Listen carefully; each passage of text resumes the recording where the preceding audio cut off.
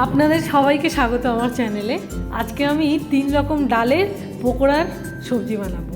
তো আমি এর মধ্যে নিয়েছি ছোলার ডাল, মটর ডাল আর একটু মুগের ডাল নিয়ে আমি সেটাকে অল্প জল দিয়ে ভালো করে এরকম বেটে নিয়েছি।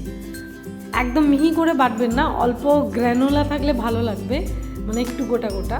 তো সেটাকে আমি গরম তেলের মধ্যে দিয়ে লাল লাল করে এরকম সুন্দর পকোড়া ভেজে নিয়েছি।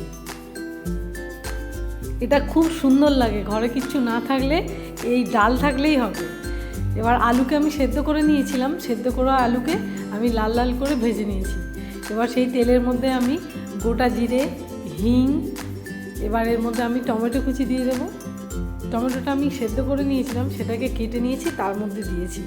এর মধ্যে আদা বাটা দিয়েছি।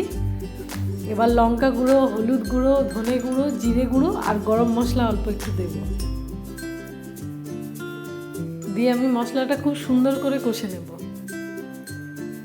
পেঁয়াজ রসুন ছাড়া এই ধরনের রান্না খেয়ে দেখবেন, খুব ভালো লাগবে। আমার মশলা কষা হয়ে গেছে, আমি অল্প আঁচে ঢাকা দিয়ে দিয়ে করেছি। দেখুন রং ছেড়ে গেছে একদম।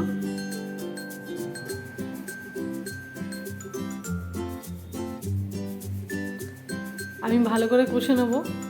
তেল একদম ছেড়ে গেছে, কি সুন্দর কালার হয়েছে দেখতে। অল্প জল দিয়ে দেবো, জলটা ফুটে উঠলেই আমি এবার পকোড়াগুলো এর মধ্যে দিয়ে দেবো। খেতে খুব সুন্দর লাগে, একটা সবজি দিয়েই আপনার বাড়ির সবাই পুরো রাইস খেয়ে নেবে। আমার এটা কমপ্লিট হয়ে গেছে। এবার আমি ভোগের জন্য রেডি করব, ভোগের প্লেট ভগবানের জন্য। আমি নিম পাতা দিয়ে আলু ভাতে মেখেছি, মানে আলুটাকে সেদ্ধ করে নিয়েছিলাম, নিম পাতা ভেজে সেটাকে আমি মেখেছি, আর দুটো পকোড়া রেখেছি আর গ্রেভি দিয়েছি। আমার কমপ্লিট হয়ে গেছে রান্না। এবার আমি ভোগ লাগাবো। আমার রান্না যদি আপনাদের ভালো লাগে, প্লিজ আমার চ্যানেলটি সাবস্ক্রাইব করবেন। Thank you.